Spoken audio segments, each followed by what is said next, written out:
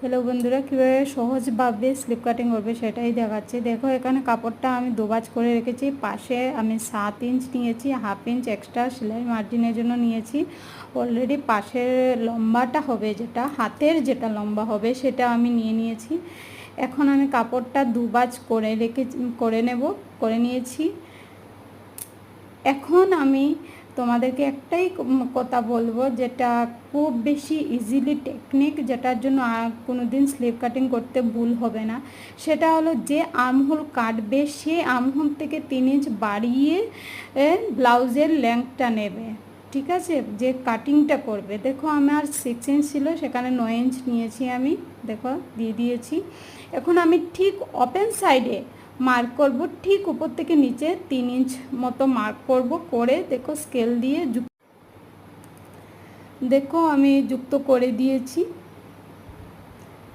এখন আমি ঠিক মিডিলে দাগ কাটবো। ফ্রন্ট পার্ট এবং ব্যাক পার্টের কাটিং করার জন্য আমি দিয়ে দিয়েছি। এখন স্কেল দিয়ে দুটো দাগ মিলিয়ে দেব।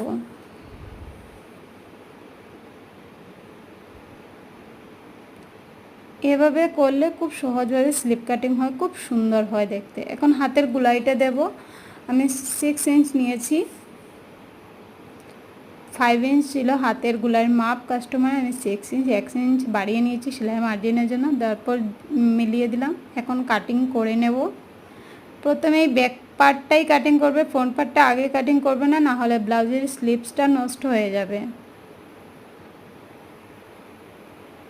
দেখো, আমি কাটিং করে নিয়েছি ব্যাক পার্টটা। এখন আমি ফ্রন্ট পার্টটা কাটিং করব। বাঁশটা খুলে নিয়ে ফ্রন্ট পার্টটা কাটিং করছি।